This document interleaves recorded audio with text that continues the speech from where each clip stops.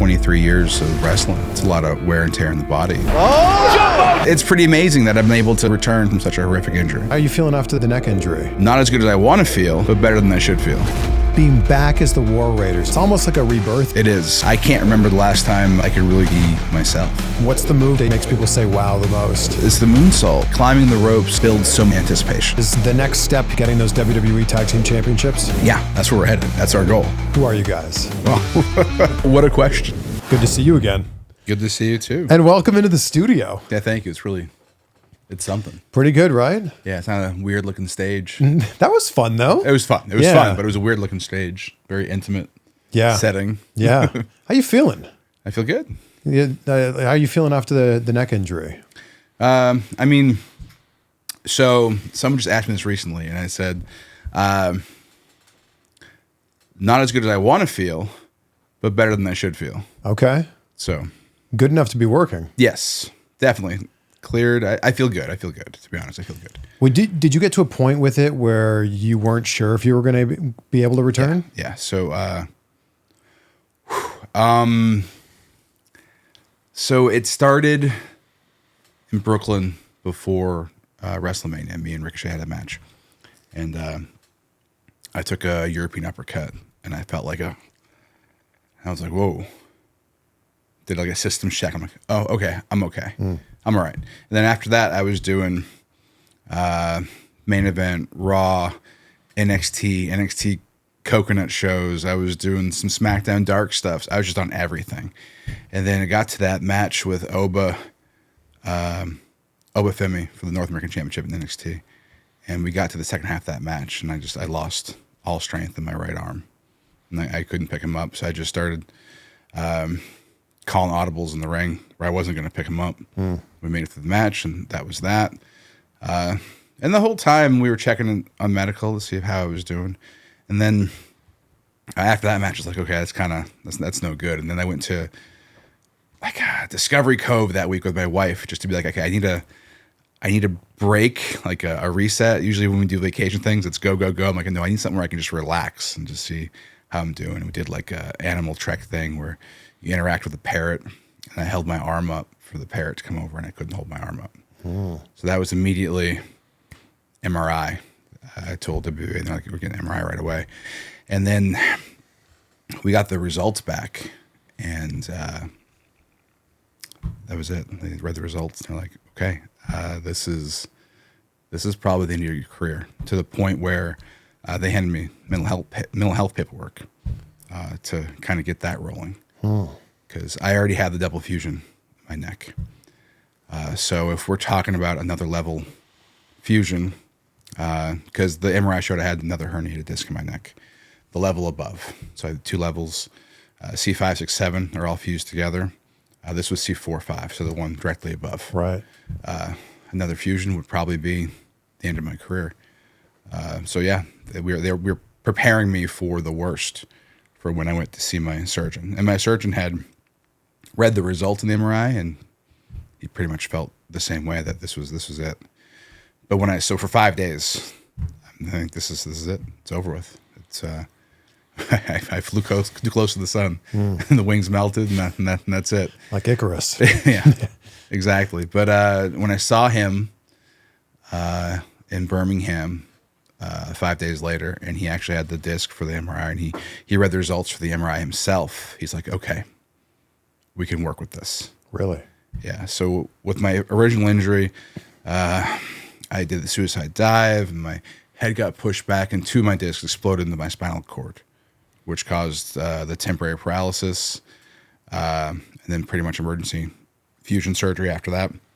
This one, the herniation happened. Instead of shooting in towards the cervical cord, it went out away from it. So he was pretty sure we could probably, because my symptoms were too bad, we could probably rehab it without having to do surgery.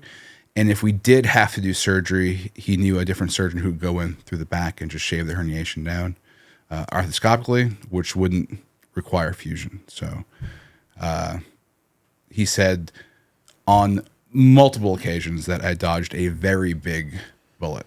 So it goes from your career is over on paper as you're being handed this. to 5 days later, I think we can work with this. Yeah, it was quite an emotional week. Yeah, I bet. Yeah. It's almost like you got another opportunity here. It isn't almost. I do have another opportunity, and it's like the theme of my career, right? It keeps happening where things happen, and it's a career-ending injury, and it's like, oh, wait a minute, maybe not.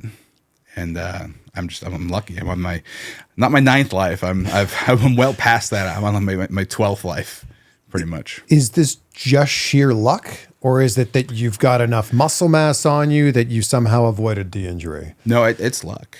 It's luck. I mean, we're talking 23 years of wrestling. It's a lot of wear and tear in the body. So, and especially with the original neck injury, that was really a freak accident and something I'd done 1,000 times. And the thing happened, and that I had to deal with then. But and when was that? That was 2020. So that was COVID. So, and when you say temporary paralysis in the ring during the Thunderdome era, are you talking seconds? Are we talking minutes? So seconds for feeling. Like you couldn't feel anything. Yeah. So I dive out of the ring. Someone's hand gets me in the face. It pushes my head back, and you watch it and you can't even tell that's what happened. And then the disc exploded right into my spinal cord, and I fall and I hit the mat. So when I fall, a lot of people thought that I hurt my legs on the dive, because when the hand hits me, I lose everything. My body, I have no control over anything. So like my legs just hit the ground. There's nothing. Boom. But then I managed to roll over, but I couldn't feel anything. So I knew this is COVID. This is no one's ringside. No fans are ringside. No medicals ringside. No nothing. And I knew they were going to the finish in the ring, and I needed to tell somebody I was hurt. I knew the ref wasn't going to come out and check on me because they were going to the finish in the ring. So I went to put my hands into the X. It's just a signal that I'm hurt. I need medical out here. Yeah. And I didn't feel my arms at all. So I go back and watch the footage, and my arms move, and they do a little X, but I couldn't feel that. Couldn't feel it at all. Couldn't feel my legs, nothing. And then as the medical came out and stuff, I started getting crazy burning sensation in my legs, and then I started getting crazy burning sensation in my arms and stuff. So the feeling started to come back, but it was just I was riddled with nerve pain. And then it was off to the ambulance. I did manage to ask talent relations for a raise on my way. Didn't happen though. But I thought it was a good opportunity. While we're here. But then that was crazy. That whole thing was crazy too because it was COVID. So no one could get in the ambulance with me. I went to the hospital. No one could come in to see me. Oh man. There's a whole bunch of people who came to the hospital that couldn't get in. And my tag partner, obviously, the ref, who I've known for so long, Ref Bennett. Jason Jordan came. He was the producer, like just trying to check on me, but they couldn't even get into the hospital. Not even the waiting room. They couldn't even get because of the COVID. COVID. We're in the middle of COVID, so it was kind of a crazy. Obviously, it's a crazy experience, but it made it double, like amplified because of the situation that we were all in. So the one that happened this year before WrestleMania, that's a broken neck too? No, well, it's a herniated disc, so it's not a broken neck. I think it's the easiest way to describe it is a broken neck for someone who doesn't know. Yeah. But your anatomy and stuff. But you have your neck and you have discs that In between the vertebrae. Yeah, they're like shock absorbers, pretty much. The way my surgeon describes it, like jelly donuts that are in between each vertebrae, and those can get squished or pop. And the jelly comes out. Jelly comes out, exactly. And for me, in that scenario, the first injury, the jelly went out into my spinal cord, which is why I was so messed up. And my surgeon loves when I go to see him. He always he brings me out to the hallway, pulls up my old MRI, and then he's like, "This is what your neck used to look like. This is what it looks like now." And then he'll call people over and be like, "Oh no," because it's pretty amazing that I've been able to return from such a horrific injury. Yeah. There's nobody on the roster now who has a double fusion neck surgery. I've heard so many wrestlers say, if you have the option to get fused, don't. Why did it make sense in your situation? I didn't have a choice. There was no option for me because the disc had exploded into my spinal cord. So I had pressure pushing on my spinal cord, which is what gave me all the nerve pain. That's why I had the temporary paralysis. Yeah. As the swelling kind of eased up a little bit. I was able to get the feeling back as things kind of went back in. But because they were so damaged, they were going to permanently push on my spinal cord. So that would have been the end of my career, number one, but it would have been horrific for my quality of life. Yeah. Because I wouldn't be able to do anything. It was hard enough to get an approval to get a flight from Orlando to Birmingham to get the surgery with that surgeon, that specific surgeon. I don't think the people in Orlando wanted to do it. So I was lucky and got the flight. But yeah, it was. I didn't really have much of a choice. So where's your quality of life at right now? So I'm pretty good now. To be fair, I do have permanent nerve damage and nerve pain in my hands, and that will never go away. And that's something I live with. But as far as everything else, I got all my most of my mobility back in my neck. It's a little stiff now because I have another herniation, but I still have very good range of motion. I credit that to yoga pretty much. And then all my strength is returned to my arm. So I have no problems there. So it's really just the nerve pain right now from the original injury that I have that's permanent. But I have good days and bad days. Some days I can really feel it. It goes down my arm a little bit. And some days I can't feel it at all. It kind of all depends. But quality of life, I feel pretty good. We've got another chance now. To go from you thought your career was over to being able to wrestle again to being back as the War Raiders again. It's almost like a rebirth here. Yeah, it is. When I had this opportunity to do the singles run, and it was going well, I had a conversation with Triple H where he said, "Hey, how about we start pulling back off of the heavy Viking stuff slowly, just start slowly peeling some of those layers off so we can tell more stories with you." I'm like, "Oh, that's great." So as we started to do that, I got hurt again. And then Erik and I were ready to come back. And I think we were actually scheduled to return in Calgary at a Calgary Raw. And the one Bret Hart was at. Yes. Yeah. At the last second, they pulled our travel and said, "No, we're going to hold off for now." Like, oh man, here we go. And they're like, "No, we're nothing bad. We just want to hold off. We want to have better creative for you." And then the next week we got a phone call. "Hey, how do you guys feel about coming back as the War Raiders?" And we're like, "Yeah, yeah, that sounds good.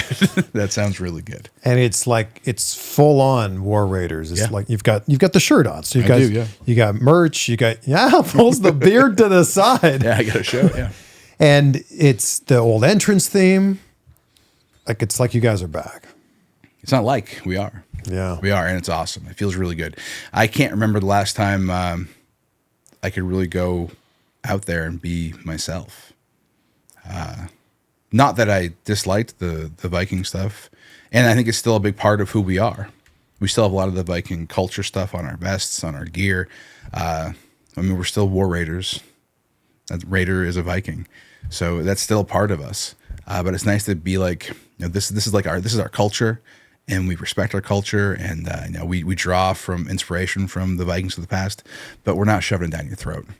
It's just who we are, and here we are. Was there talk of you guys getting your original names back? I think there was some discussion. You were Hanson when you came in. Yeah. I think at this point, we spent 5 years in the main roster as Erik and Ivar, and that's especially with the Ivar singles run. That's how we're known. I think it would have felt like an erase of everything we've done, and I don't think we want to erase everything that we've done on the main roster. We've done some great things, including singles run, including our Raw tag title run that we had, all the stuff that we did with the Street Profits, whether people liked it or not. It's our history, and I loved every second of it, and I don't think we want to erase that from the fans. Not only are War Raiders back, you guys had vignettes promoting your return. Vignettes were such a big thing when we were younger, and now they're starting to creep their way back in. And I like that when they started to tease that you guys were back, it started to create this excitement so that when you did return, it was like, boom, here it is. Yeah. We've been fortunate to do a fair many vignettes over the course of the years that we've been here. But this one felt so special because of the things that both Erik and I have been through, because he also had neck fusion surgery. So to both be able to come back from these injuries and be back together and be presented in the way that we feel like we can have an emotional connection with the audience finally, and tell them who we are and the stories that we've been through of our lives. I think that is, it's very special. No fur, no face paint. This is who we are, and we're coming for what's ours. So, who are you guys? Well, what a question. What a question. There are a lot of people that may only be familiar with the Yeah. Viking Raiders. Yeah, who are we? I mean, ultimately, it comes down to it. We're a couple of badass dudes. That's like, if that's the we went the elevator pitch. That's the elevator pitch. We're a couple of big badass dudes with beards. But I mean, we have we're real people, and we have a very long history in the wrestling business, and been around for a long time, and have had a lot of fights. We're battle tested and battle worn, and I think we both have stared mortality in the face. Me with that neck injury where I was temporarily paralyzed. Him with that motorcycle accident where he should have died back in 2014. And then we were staring in the face of the mortality of our wrestling careers. Whereas what we're doing, it's not infinite. It will end. And that's been shoved in our face. And to know that now and how deep we are into our careers, every time we go to the ring, it could be our last. At least that's what we believe. And it could be true. So when we go to the ring, and we give it our all. And we're not here to do backstage vignettes and do haha funny stuff. We're here to kick ass and take names and become the tag team champions and cement our legacy in history. The way that you work in the ring is amazing because you're really redefining what it means to be a big man. And when someone meets you and shakes their hand, Yeah. they're like, man, this is a much bigger guy than, like, you look big on TV, but when you stand next to a regular sized human, you're huge. Where does this idea come from for you of like being a big man, looking like a big man, but not working like one? I think so. When I came up, it was, I started in 2001. And I mean, just think of the evolution of the wrestling business over the course of the last 25 years. Absolutely. Such a crazy evolution. But when I came up, it was very much, you stayed in your lane. You know, big guy's a big guy, a small guy's a small guy, and so on and so forth. And that's how we trained. And I would go to the ring. My warm-ups, when I get in the ring, used to be like hit the ropes 4 times and do a forward roll, a back bump, run to the corner, do a Ric Flair to the apron, do a springboard into the ring, and then do like a Tajiri handspring back elbow back to my feet. That was my warm up, just because I was goofing off. Yeah, I was just goofing. Yeah, I'm big and heavy and whatever, but I can do this stuff, so I'm goofing off. I never did any of that stuff on shows. Never. I never did any dives. Never did any suicide dives. Never did any moonsaults. I know I could do them, but I never did them on shows because I was a big dude and it was weird, and I didn't want to be the guy be like, hey, you mind taking this moonsault? I know I'm 300 pounds, but you know, whatever. But I don't know. As wrestling evolved, and I'm just watching, like, I mean, these things that I can do. Why am I not doing them? I can do them. I can do them safely. It's cool. It's pretty awesome, and it's pretty spectacular to see somebody my size do that stuff.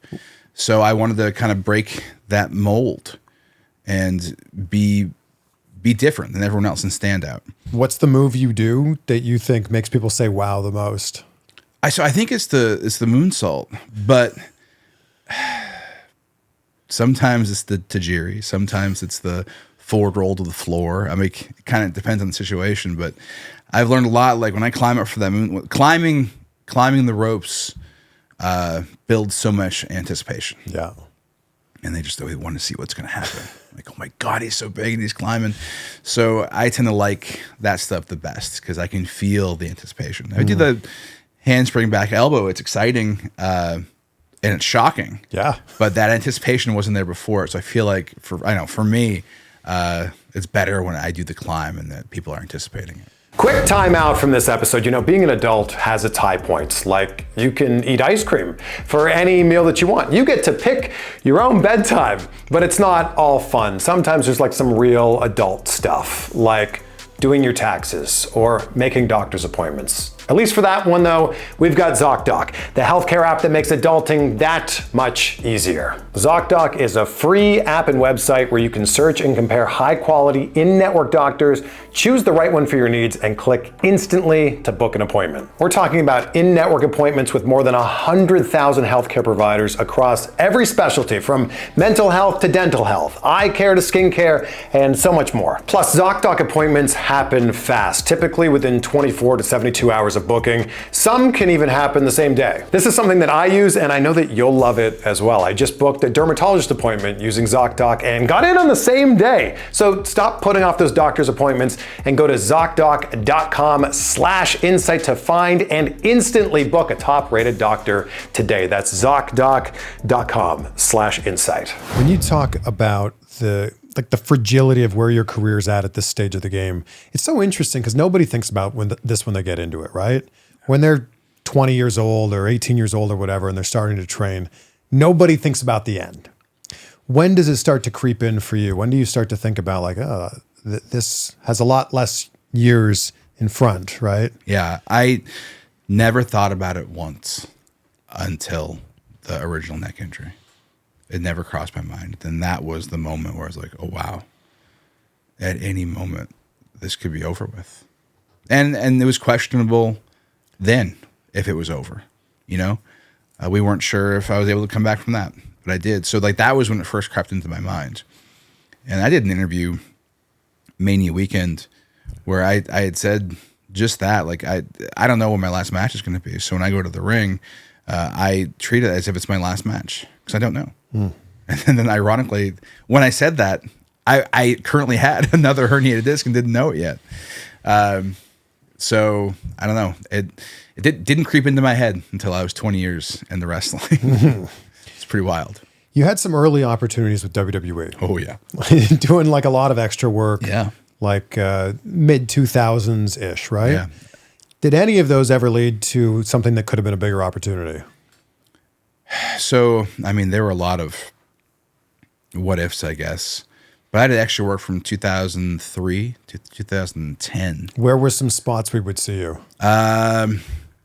First one, Goldberg spears Rosie through the guardrail. It might have been the first through the guardrail spot that was ever done.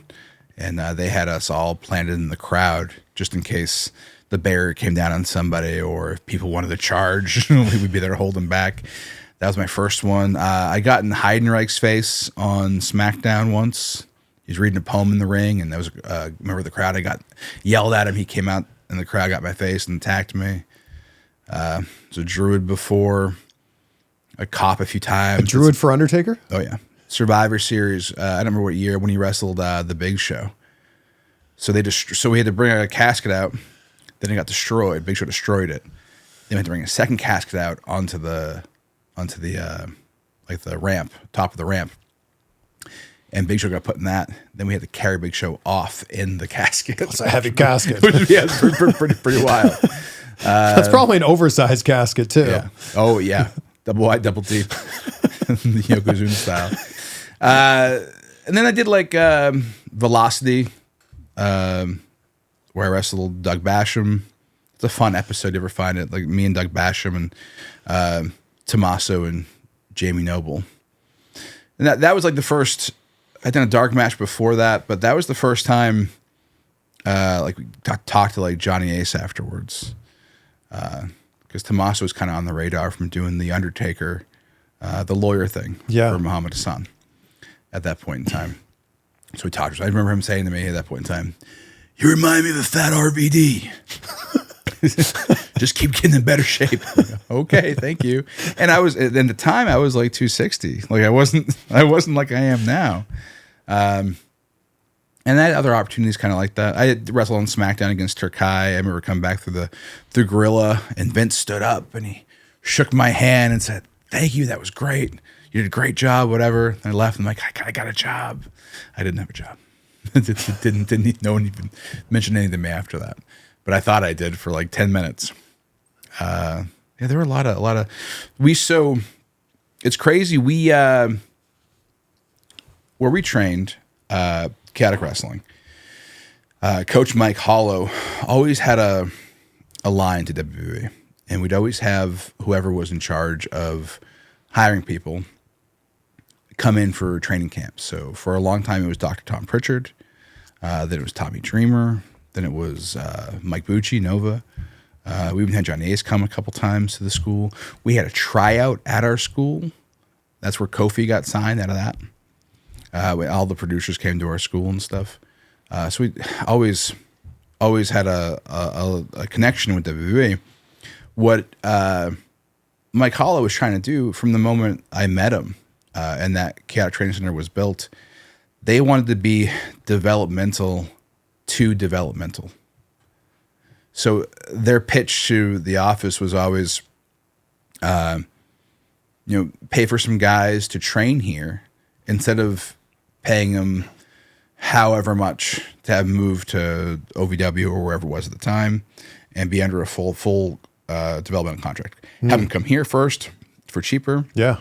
See if they work, the color within the lines, if they have potential, instead of doing the full investment. Sounds like what's going on right now with WWE ID. Yes. As soon as I heard it announced, and then you look at all the schools that were announced, and I think the only school that's not either a current WWE superstar runs it or a legend. Yeah, Hall of Famer, yeah. It's the one in New Hampshire, which is Mike Hollow's. Wow. He's the only one. And he was the head trainer for Killer Kowalski for many years too. So, so I think it's pretty amazing that he's finally, after all these years, gotten that opportunity. Yeah. I wish that program, it's like we tried for many years to get that program to work, and it didn't work. And now it finally does.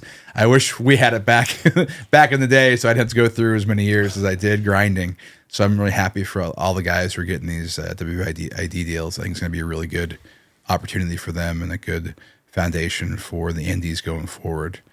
But anyway, back to your original question. We had Tommy Dreamer in for camps. I remember Tommy Dreamer telling me, "You're just too good." Okay. Yeah. What are you supposed to say to that? What do I do? And I think years later, I kind of figured out that, and it sounds kind of egotistical when I say it, but I think he's trying to tell me that I was too smooth in the ring for how I look. And if I do things too smooth and it kind of looks effortless, it kind of loses the magic of it. So it's, you know what I'm saying? Yeah, too polished. Too polished. Yeah, too polished. I was just too smooth and it didn't fit. Like when you watched me, it didn't fit. Because I kind of got this feedback from Vince at one point too on the main roster. I was like, oh, okay, I started to understand it now. You want me to be worse, is what you're saying. Yes, but I mean that's what it sounds like on the surface, but that's not what it means. What is this? Be clunkier? Like No, more rugged, more impactful, more vicious, more new vicious Viking Raiders. You know what I mean? Yeah. Like just more gritty, not worse. Not worse. But I think like on the surface you hear that like, oh, you want me to be worse? You want me to I'm too good? I'm too good. You want me to suck? Like, what does that mean? No, it just that grittiness, the grittiness of Is it that you're working like a cruiserweight? Yeah. Okay. Yeah, it is. So it's me, and then it's me trying to find the balance of what it should look like.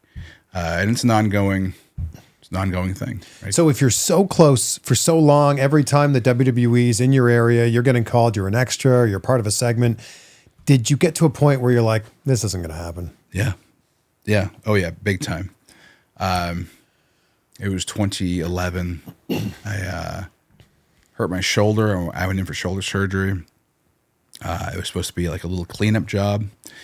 And when they opened me up, the surgeons decided to look where I was complaining my pain was in my shoulder, and discovered that my labrum was over 60% blown out, completely blown out. So that's all he did. He's supposed to shave down bone spur, do a couple other things, didn't do any of that stuff. He just did the labrum. So everything else is still wrong in that shoulder, of course. Nice. But then I was just deep depression. Like this isn't going to happen. I've failed so many times. It's just not going to happen. but I love wrestling, and I want to leave my mark on this somehow, and not just for having, small roles in people's success, their young success, like we talked last time, like Kofi and Sasha Banks and Tommaso and so on and so forth. I wanted to leave some sort of legacy, so I'm like, all right, I got to go to Ring of Honor. That's the only other place. At that point in time, the only other place I can go is Ring of Honor. So I juice fasted. I don't know if we discussed that last time I was on. So when I had hurt my shoulder, I was like 350 or something like that. 350.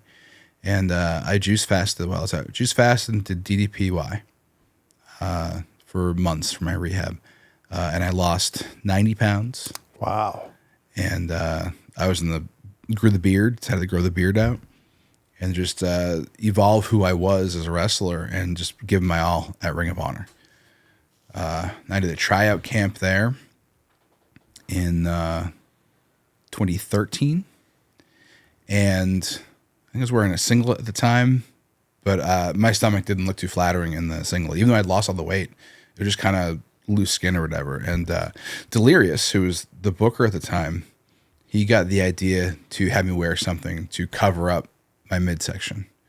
And that was kind of the genesis of the war belt that I wear, which took me on this path into the Viking culture going forward. So out of that camp, 2014 top prospect tournament comes around, and names were getting announced for it. And like there's 8 people, 7 names were announced. I'm like, I guess this isn't going to happen.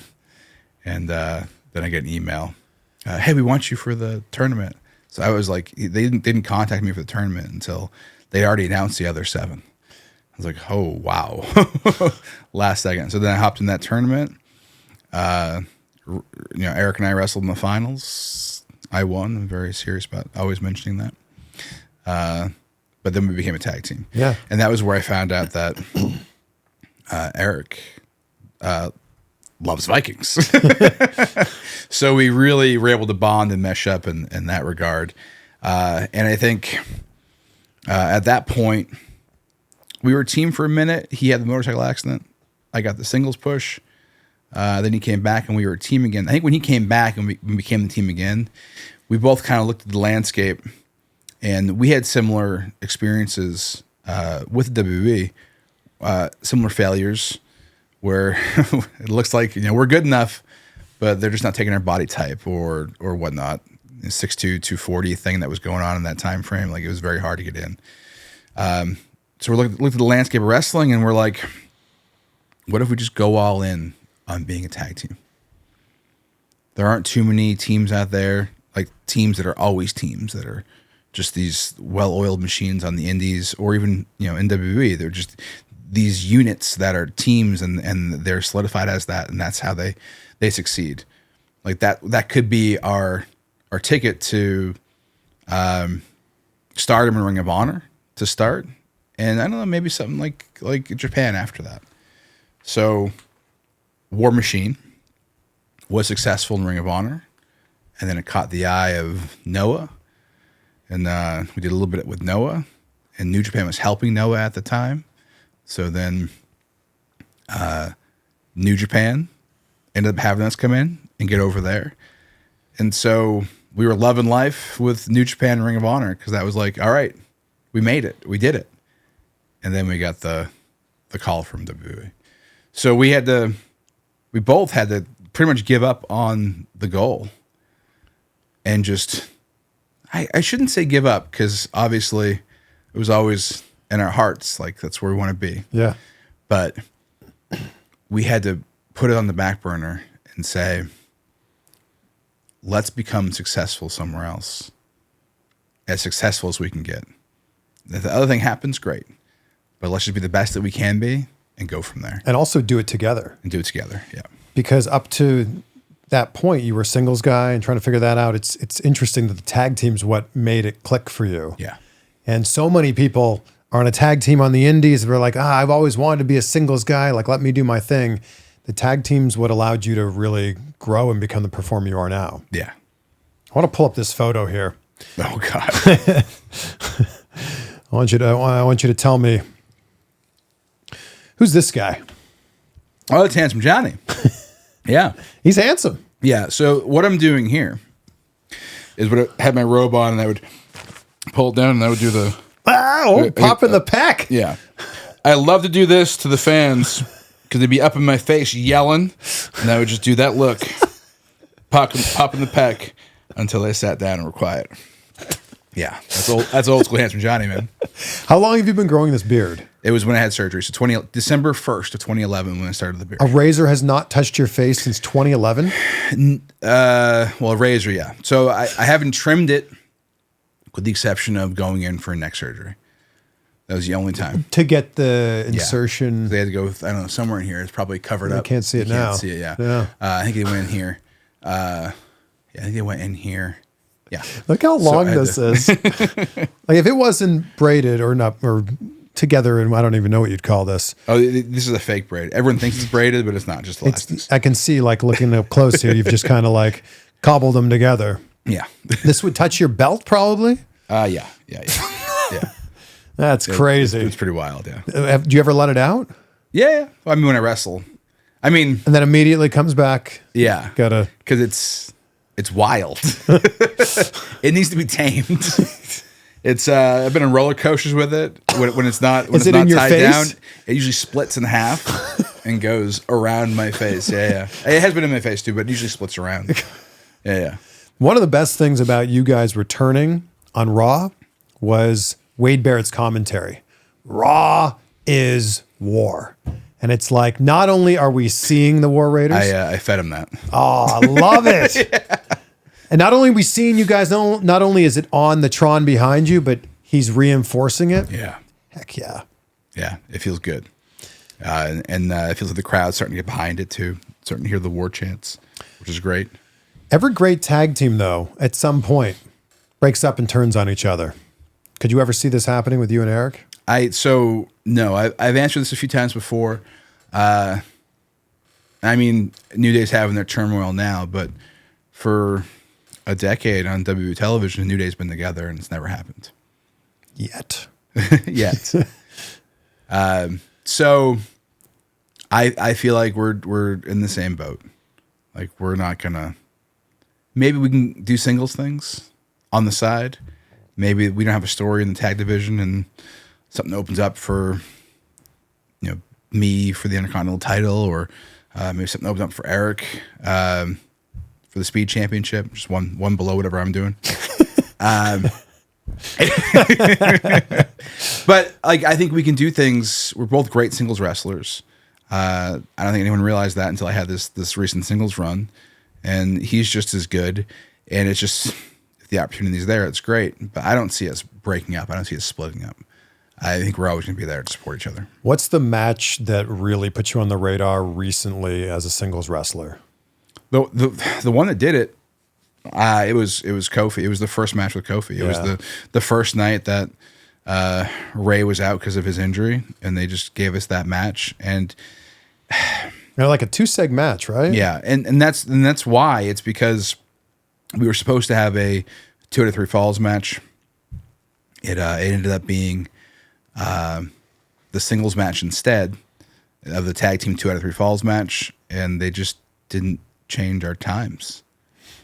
So the whole day, I'm kind of waiting for the shoe to drop. Like, oh, they're going to cut at least 4 minutes off of this. Yeah. They must, right? Or make it a 1-segment match. I'm waiting. Yeah. No one's saying anything. So, and that sometimes, I mean, it sucks that it was at Erik's expense, but if he didn't get hurt, then we wouldn't have had that opportunity. And sometimes the best things that happen to people are out of situations like that, just unexpected situations that you are prepared for. Necessity, or what is it? I'm going to totally bastardize the quote did. now. I did. It's all downhill from here. Invention is oh my gosh. You know what I'm saying. I know exactly what you're saying, but I'm going to let Please, you say it. Come on. No, I'm going to let you say it. It would have been so easy for them to go, Well, your tag team partner's out. You're also out. Whenever he's ready, you guys can come back together. Yeah, that's what I thought. And that's what I told Kofi. And we had necessity is the mother of invention. There you go. That's what I told Kofi that night, and that's what I told Pete.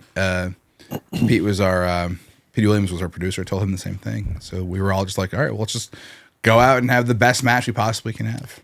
And that's what we did. And that got me called over to the desk and asked, hey, you want to stick around and do some single stuff while your partner's out? Yes, sir. Yeah. Absolutely.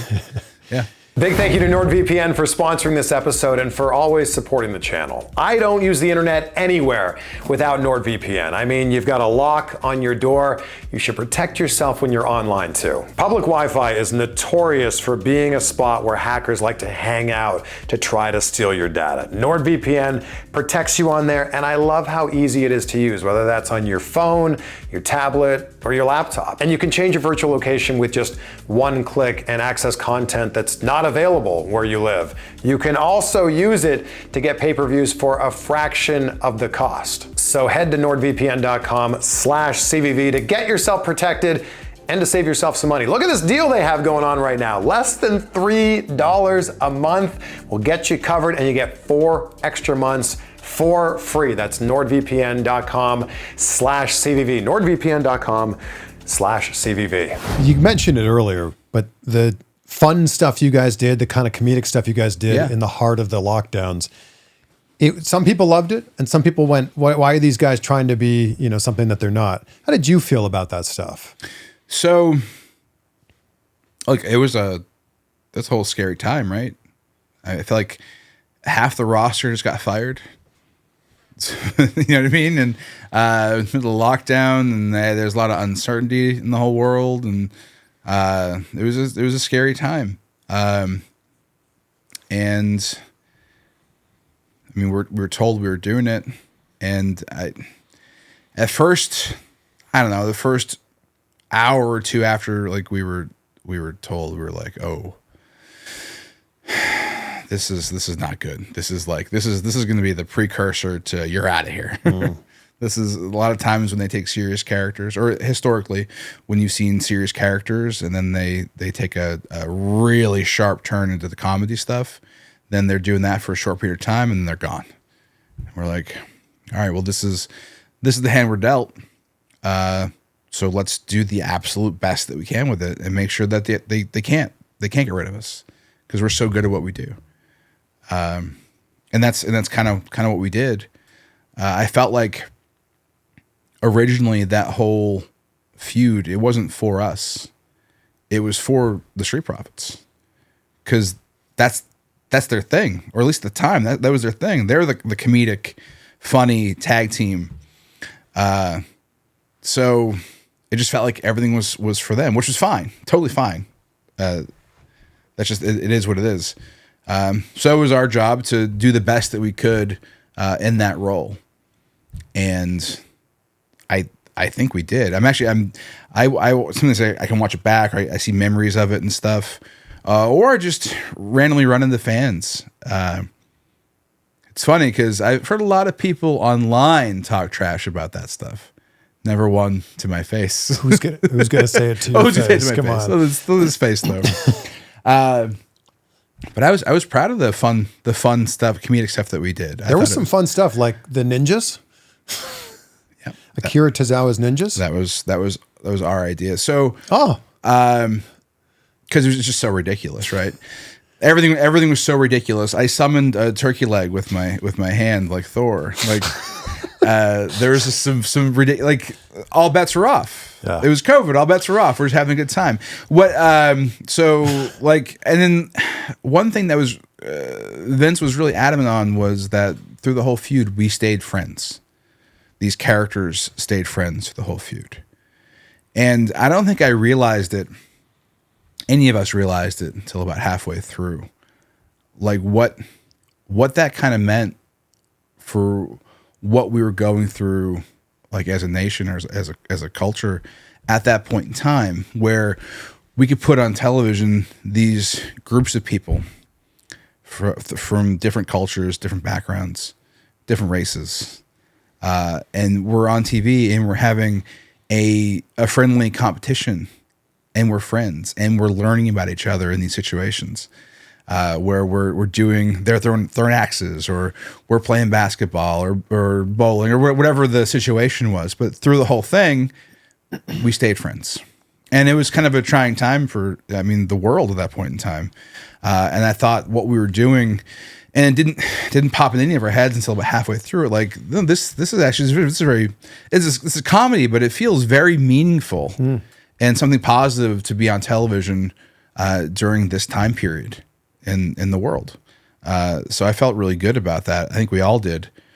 And then, back to the ninjas, like we're building that cinematic match, and it was me and maybe Dawkins were talking, and like Vince was so adamant on us being friends, but we're having this crazy match. We're doing ridiculous things. So we said, like, well, if we're friends, we should just, at some point, we should all come together and fight a villain. Because if this was a movie, that's like what if two guys two good guys were feuding, and then like there'd be a bad guy who comes in and you gotta take out. So we said ninjas, and thinking that they would say absolutely not, but we got a double 2 thumbs up. Yeah, we fought ninjas, and we were the Viking prophets. Yeah, it's so ridiculous. It's fun to go back and watch it now. I think kind of the best and worst thing about the lockdown era is that people aren't going to watch it. Like, because like some of that stuff, it's just, wrestling needs an audience in the same way that a comedian on stage needs an audience. Yes. For something to bounce off of. So I think it's kind of like the best and the worst, and like you guys made the best of a terrible situation. Absolutely. I loved the decathlon, and I especially love the way you run hurdles. Yeah. That was one of my favorite parts of the decathlon, was running through the hurdles. Just smashing right through them. And then thinking I won. Well, we're in such a different era in wrestling now, where even if you're signed to a company, you have the ability now, it seems, to be able to pop up in other places. And you had this great story of John Cena's only independent run when he was signed as a WWE superstar. What's your tie to that? So I saw a video that you had with John, and he mentioned going to a school before his career took off. He was on the main roster, but he thought he was getting fired, and he was coming to his school. He was coming to Chaotic Wrestling at that point in time. So we'd see him there. And his dad actually was a manager, Johnny Fabulous, on our shows, and did commentary for years. And then so I texted you about that. Yeah. But then, John made his name for himself. And then at some point, in the late 2000s, I want to say 2008, he wanted to do a benefit show. One of his brothers was a police officer and was in like an accident. He wanted to do like a fundraiser for their police department. So he talked to his dad, and they contacted Chaotic Wrestling and decided they're going to put on a show, a benefit show. And Vince gave the blessing for John to come in, and also Eugene, who was under contract at the time. So we had this big show right by West Newbury, at a high school very close to West Newbury, Massachusetts.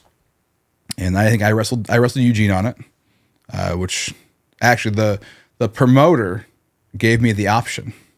He said, "Do you want to wrestle in the main event with John Cena as a referee, or do you want to wrestle Eugene?" And I'm like, I think I want to wrestle Eugene, because I was just such a wrestler at the time. I wanted to have that experience wrestling. And Nick Dinsmore is known as such a great technical wrestler. Amazing. So I'm like, yeah, I want to wrestle. And then he, now I look back on it, I know it was weird. He was like, "Are you sure you want to wrestle Eugene?" And I'm like, yeah, I want to wrestle Eugene. Okay. So I wrestled Eugene, and then the main event was Big Rick Fuller from WCW fame against Brian Malonis, who's a really good friend of me, Tommaso, Kofi. He was in Ring of Honor for a bit, a big, almost 400-pound monster. They were in the main event with John Cena, who was currently the WWE champion, as the referee. And I remember, well, I got to rewind a second. I'll get back to it because this is a really good story too. Johnny Fabulous was Ric Fuller's manager. So John Cena Sr. John Cena Sr., Johnny Fabulous. And earlier in the show, he cut a promo. And this is in front of 2,500 people at a high school. And he goes, "Now, usually, I'm a heel. That's a bad guy. But tonight, I'm a babyface. That's a good guy." And we're watching the monitor in the back. I'm sitting next to Eugene, and Cena's like standing up in front of us watching the monitor. And when that happens, he just turns back to me and Eugene and goes, "My pops is killing the business." And walks off. It's such a good memory. But main event, Ric Fuller, Brian Malonis for the Cattle Wrestling Heavyweight Championship with John Cena as the referee, who is the current WWE champion. And Cena had Eugene put together the whole back end of the match to do whatever they were going to do, layer it with false finishes and belt shots and whatever. So again, I'm watching it with Eugene again. All of us were on the monitor, but I'm sitting, and I just wrestled Eugene, so we're sitting next to each other. And then they start to go into this finish that Eugene called, and then all of a sudden there's a big commotion. We're like, "What's going on?" And then in the ring appears a figure in a suit, and we're like, "What?" Vince McMahon. So, and Eugene was totally confused. Dinsmore had no idea what was going on because that's not what he called. Cena had him call a whole back end of a match without any Vince McMahon. But Vince got in the ring and he grabs, I think he's face to face with Malonis. I love hearing Malonis tell the story. And there's a picture of Malonis. So Malonis is like, "What the?" And Vince is like, "Are you the babyface or the heel?" And he's like, "The babyface or the heel? I'm the heel." And he grabs his hand and he raises his hand. That picture is a picture somewhere that with Malonis, like, what is going on? And whatever happened, and Vince takes the worst attitude adjustment ever, just as bad as that last stunner he took. So bad. And he rolls into the ring, goes over the guardrail, out to a limo, and takes off. That's it. And nobody knew he was there? The only people who knew were John and the promoter, Jamie. Yeah. Man. Yeah. And they weren't even sure if he was actually going to show up. Yeah. And I'm pretty sure this is the only independent show that Vince has ever been a part of. Wow. Pretty wild. He would do that for John. That's amazing. Pretty crazy. Vince's only independent appearance. Yeah. And you're there. I was there. And I made the decision not to be in the match. But yeah, I was there. It's crazy. It was crazy. Man. It was only 2,500 people, but the audience lost their minds. I remember seeing stuff about it online. Yeah. I think I remember seeing a headline on some wrestling website. I'm like, there's no way that's real. Yeah, if it was Vince at an independent show? If it was That's clickbait. 10 years later, it would have been everywhere. Yeah. But we're still, this is 2007, 2008, So maybe. just before, It was just before the real like, boom of internet social boom. media. Yeah. I don't think Twitter was a thing yet. So Yeah, Facebook was in its infancy. yeah. So another maybe just 5 years, it would have been everywhere. Yeah. Everywhere. But There's going to be people hearing this story that are like, what do you mean? yeah. There's no way that happened. And there's barely any footage too, because cell phone footage wasn't really a thing yet either. So there's a little bit of cell phone footage you can find of it on YouTube at some point. on like flip phones. Yes, yeah. So it's really grainy and stuff. Yeah. Otherwise, I think Chaotic had to sign some agreement that they wouldn't release the footage for the whole show. Wow. But WWE did have cameras there, so they have the footage and they own the footage. How crazy is that? This should have been in the Mr. McMahon docuseries. Yes, it should have. Even if it was just for 30 seconds. Yeah. That's wild. Yeah. What a surreal moment that is. Yeah. It's crazy. So with War Raiders back now, Yeah. is the next step here finding your way into getting those WWE Tag Team Championships? I don't know when this is going to air, but we're currently the number one contenders for the Tag Team Championships. So, yeah, that's where we're headed. That's our goal.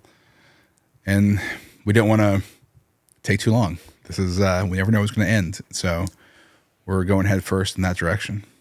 Is the legacy for War Raiders just being the best damn tag team you can be? Yeah, but on top of that too, it's two guys that never were supposed to make it, and we've had every obstacle thrown in front of us that you possibly could. Near-death experiences, near paralyzation, just all these crazy things that have been thrown in our way, and we're able to create this tag team, I think, with a very unique dynamic that's never existed before, where I've said it to you before, where he's a small guy, but he's a strong guy. I'm the big guy, I'm the high flyer. It's a unique dynamic that never existed, but yeah, just what you said. We're a hell of a tag team. Did you have a point when there were all kinds of releases happening during the lockdowns where you were like, I just feel like we're going to be somehow next? Every single one. Yeah. Sarah, Valhalla Sarah, she was part of the first one. So you can imagine how Erik felt during that time period. Sure. Is he probably expecting like, well, I'm going to get a call here now? Every single one, we expected it. So we were always discussing, navigating what our life would be without this, which is inevitable. Everyone gets fired, or everyone's career in the WWE at some point comes to an end, and there has to be an after. And what would that after look for us? Yeah. So that was a discussion that we had many, many, many times during that time period, because it was a concern. I mean, with Sarah, she got fired, and then they brought her back in the next 2 weeks to potentially put her in the feud with the Street Profits and Bianca. That's a whole nother story for another time. But that was a whole thing. It didn't happen. But she was fired, and she got brought down there anyway. So she got like extra pay to be there, and they never ended up using her. It was a crazy time. But yeah, we had that discussion many times of what things could look like. But at the same time, we've always been this is our conversation. We can think of 1,001 reasons why they would keep us, but it only takes one to get rid of us. Yeah. And it's not just us, that goes for everybody on the roster. So the goal is always to make ourselves as valuable as we can be. And it doesn't just go for the WWE. I think that goes for everywhere we've ever worked. It's to make ourselves as valuable as we possibly can be. There's a quote from Arnold. I asked Arnold Schwarzenegger in an interview, what's the best advice you've ever heard? And he's like, it's from my father, be useful. Just 2 words, be useful. Yeah. And that really stuck with me. It's exactly what you're saying. Yes. Like, and also the idea of just be so good that they can't ignore you. Yeah. Which is also a theme of what you guys do. Yeah. It's all of that, because it all matters. It's when you're not useful, or when you're not living up to your potential, then it's very easy to say, you know what, we don't really need that right now. Yeah. Or we can't really use that right now. But if you are being useful, being very useful, and living up to your potential in and out of the ring, then why would they get rid of you? Do you feel like you work differently after the injuries that you've had? Like, do you go in there with any sort of concern? So that's a tough one to answer, but our medical staff is much more concerned than I am, and I'm very thankful for that. Medical pays a lot of attention to me, and they make sure that I'm safe on a regular basis. And they discuss with me about things that maybe I shouldn't do when they see I'm doing something stupid or what could potentially be stupid. So I'm very thankful to have them there, because I think if they weren't there, I'd be a lot less filtered in the ring. But I mean, for the most part, I feel like I know how to manage my risks in the ring. That was a big reason why I was able to return after the double fusion, is because what we do is considered simulated combat. So I can do the best that I can to make sure that I'm in positions to keep myself safe. And I think over the years, I've had so many other injuries, never mind the neck, where I've had to rethink about how I work in the ring. That it's quite, I don't want to say easy, but it's natural to know how to edit things and to make it seem like I'm not editing things, or I'm still giving the crowd what they want to see without doing the suicide dive. That's really the only move I've cut from everything, because that's what caused the initial neck injury. Yeah. And then I think in my head, and I play my scenarios, and I think about pros and cons of every situation. So I guess I do put more thought into what I do to keep myself safe, but I don't feel like I have to over edit what I do, if that makes sense. If you thought a lot about what life looked like after wrestling, what does that look like for you? The joke is a wheelchair. But it's not really a joke. No. So for me, right now, it's not official, but every week I'm at the Performance Center, and I kind of run a big guys class. Oh, wow. And that's very beneficial and rewarding to me, especially after all the training that I've done for other people in the past. And then I'm able to do it with this new generation, which has been a lot of fun to see guys like Hank and Tank and Obafemi and Tyson Tyreek and Out the Mud, just all these guys that were all signed kind of for the NIL stuff and didn't know anything about wrestling, and to see them train at the PC and be able to see them once a week and watch their matches with them and go over stuff with them and help them with ideas and just explain wrestling and see how far they've come. Like, that is so beneficial to me. I love that. So I love teaching, and I love the idea of producing. So I think if this is over, I think I'd really like to produce, or be some sort of a hybrid where I could produce on the main roster and also train at the Performance Center and kind of help the transition for guys who are coming from the Performance Center to the main roster. That's in the perfect world. I think that's what I would want. There's no guarantees that I'd ever still be with WWE, but I want to be in wrestling somehow. Yeah. And whatever that would look like. Who's the ultimate big man for you? The ultimate big man. Oh man. So I think I'm a Bam Bam guy. Yeah. For a big man. But it's like Bam Bam, Vader, Big Boss Man. Those guys are just so... Boss Man is so underrated, because Boss Man never had he for like the Attitude Era, he was like this kind of a background hardcore championship title stuff. Like, that was kind of his thing. But if you watch his earlier stuff and see the way that he moves, wow. Yeah. Explosive. He never really got booked like a big man in the way that, like, no, Kane, Undertaker, Big Show. Never. Yeah. Never. But he was in an era when it's Earthquake and Typhoon. And, right. And Earthquake, oh my God. If you watch some of his early stuff too, because he could move too. Yeah. Coming from that sumo background and stuff. There's a lot of really good big man. But I think the ultimate for me would be Bam Bam. But see, that also too would be like a soft spot in my heart, because he was the big man when I started watching wrestling in the early 90s. Like, and I'm just watching him, like, he is awesome. Him and Luna Vachon and all the stuff they did. Like, so that might be part of it. It's just that nostalgia. Well, the thing about Bam Bam is he would do things that you wouldn't expect from a guy his size. Yeah. And you'd be like, what? How is he able to do that? Yeah. Sounds a lot like the guy sitting in front of me right now. It does. Yeah. Yeah. Bam Bam's the man.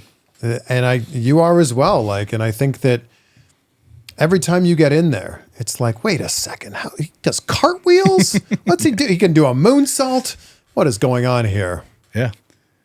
It's I know it's like you mentioned earlier, it's just constantly redefining what it is to be a big man. And I feel like I've been able to do that.